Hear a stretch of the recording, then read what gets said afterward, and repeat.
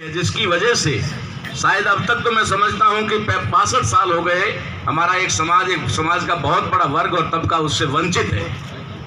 और उसका मेन जो कारण है, मुख्य कारण है, वो ये है कि उन्होंने उसका सही अर्थ ही नहीं समझा। अर्थ अगर समझ में आ गया होता तो ये हक और अधिकार आज से 62 साल पहले ले लिया गया होता, लेकिन ये बात समझ में नहीं आई। हम जब आरक्षण की बात करते हैं तो सभी लोगों की थोड़ी सी जो मनोबल थोड़ा गिर जाता है कि आरक्षण मतलब एक भीख है, आरक्षण मतलब एक खैरात है, आरक्षण मतलब एक एहसान है।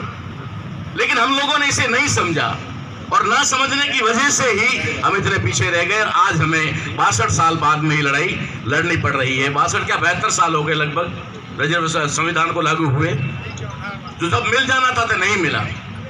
तो साथियों, इसे समझिए आप कि reservation is not employment, reservation is a representation.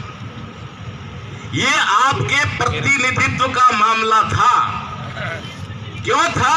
क्योंकि इस देश के अंदर जब अंग्रेजों की हुकूमत थी उस समय भी भारत के लोगों को, यानी भारत के जो बहुसंख्यक लोग हैं, जिसे आज संवैधानिक रूप से SC ST OBC कहा जाता है, उन लोगों को प्रतिनिधित्व का अधिकार नहीं था, यानी रिप्रेजेंटेशन का अधिकार नहीं था।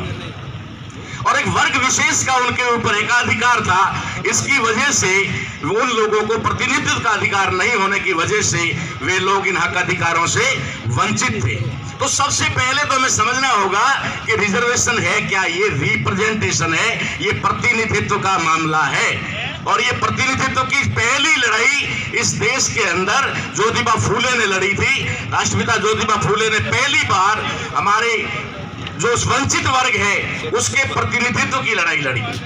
उसके बाद में ये लड़ाई साहू महाराज ने, छत्रपति साहू महाराज ने जब ये लड़ाई लड़ी तो उन्होंने अपने साम्राज्य में, जितना कि उनका अपना दायरा था, कोल्हापुर रियासत में उन्होंने 50% रिजर्वेशन की ऐलान कर दिया, घोषणा कर दी 26 जुलाई 1902 को।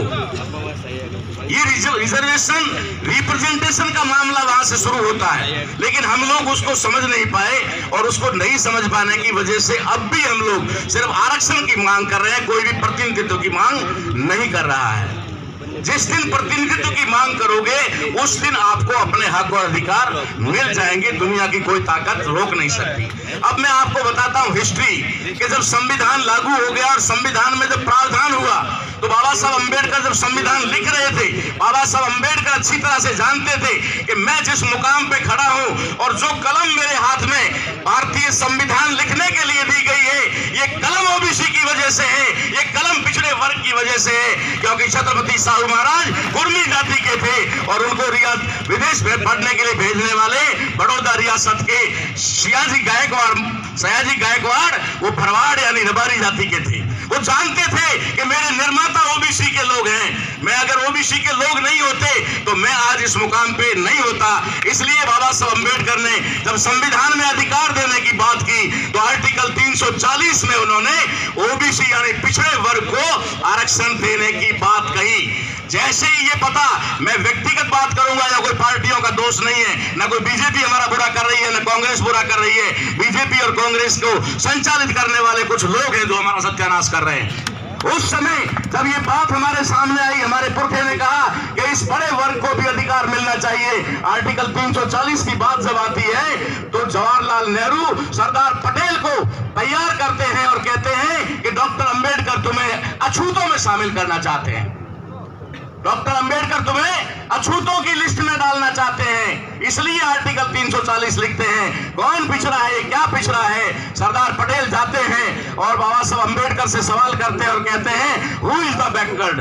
ये बैकवर्ड क्या है? हम तो आपको ही बैकवर्ड मान रहे हैं, आपने ये नया बैकवर्ड कहां से लाया?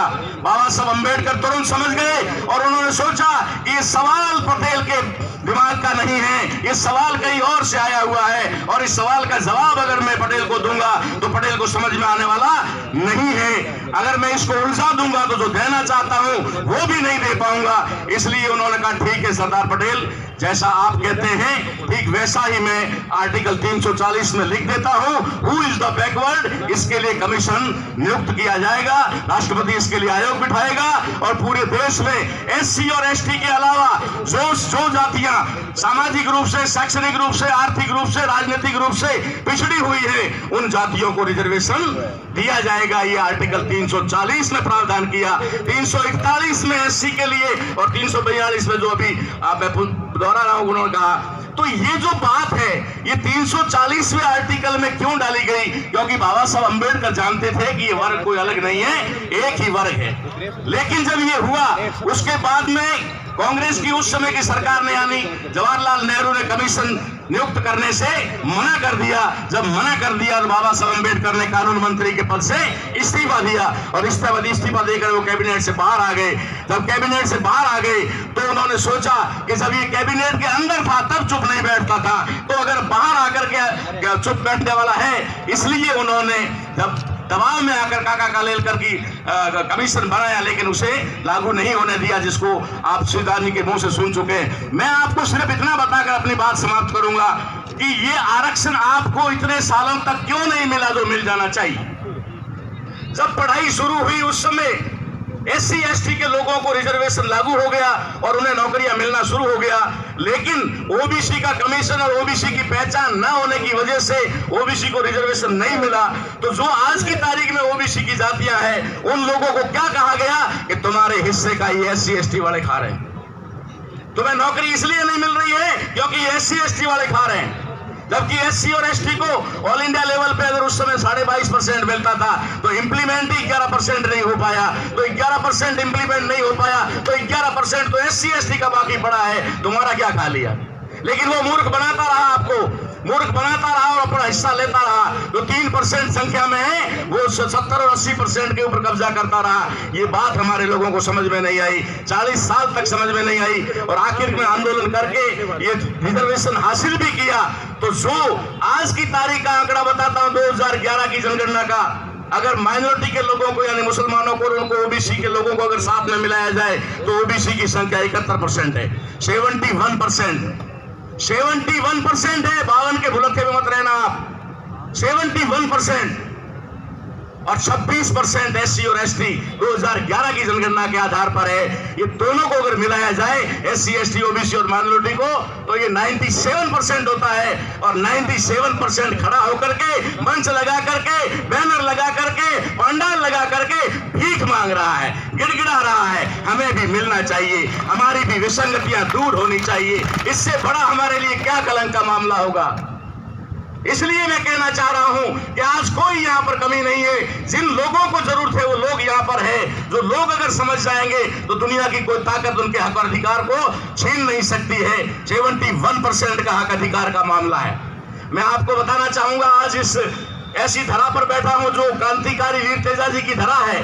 ऐसी धरा पर खड़ा हूं जहां पर चौधरी बलदेव राम जी मिर्जा साहब का कर्मस्थली और जन्मस्थली है। मुझे गर्व महसूस होता है कि मैं सिंधरी से 10,000 रुपए गाड़ी का किराया करके आपके बीच में आया हूं, सिर्फ ये बात बताने के लिए कि कहीं ऐसा ना हो कि मेरा समाज फिर से गुमराह हो जाए, मेरा समाज फिर से कहीं भटक जाए। इसलिए मैं आया हुआ हूं। मैं जानता हूं कि पिछले कई सालों से जो हम मेहनत कर रहे हैं एससी एसटी ओबीसी को एक मंच पर लाने का जो काम कर रहे हैं, उस काम का परिणाम हमें 2 अप्रैल 2018 को देखने को मिला, परिणाम स्वरूप देखने को मिला। 2 अप्रैल का आपने सुना होगा, 2 अप्रैल जो सुप्रीम कोर्ट के फैसले के खिलाफ जो आंदोलन देश में हुआ, उस आंदोलन के अंदर ओबीसी के भाइयों ने खुल करके हमारा समर्थन किया एससी और एसटी का। मैं भी एसटी वर्ग से आता हूं, मैं बाड़मेर जिले का भील जाति का हूं। मैं ये अनुभव किया पहली बार कि हमारे लोग जाग रहे हैं और उसमें खास करके मैं जाट समाज, जाट बंधुओं का, जाट समुदाय का बहुत ज्यादा मतलब जो है शुक्रगुजार हूं जिन्होंने लेटर हेड पर लिख करके कहा कि हम 2 अप्रैल के आंदोलन के साथ में खड़े हैं, हम समर्थन में खड़े हैं। ऐसा समाज अगर आगे आकर के लड़ाई लड़ता है तो ठीक है, मैं समझ सकता हूं कि हमारे समाज में कुछ जातियां ऐसी भी है, जैसे नाई समाज है, सुधार समाज है या फिर दर्जी समाज है, जो संख्या में भी और दूसरी ताकत में भी कमजोर है, वो आपके साथ में खड़ा होगा। और SC ST तो ऑलरेडी आपकी लड़ाई पहले से लड़ ही रहा है और ये लड़ाई आगे जारी रहेगी। मैं आप लोगों से अनुरोध करूंगा कि एकता कायम रखें, बनाए रखें। अभी हमारे साथ में इतने अच्छे लोग आ गए हैं। अच्छा, पूर्व मंत्री हरीश जी चौधरी साहब का जब मैंने सुना कि इन्होंने OBC आरक्षण को लेकर के वो मैदान में कूद पड़े हैं, मुझे बहुत अच्छा लगा, बहुत खुशी हुई और ये महसूस हुआ कि अब तो कम से कम हमें ये हक मिल करके ही रहेगा। हम सब एक साथ हैं। आपने मुझे समय दिया, उसके लिए आपका बहुत बहुत आभार, धन्यवाद।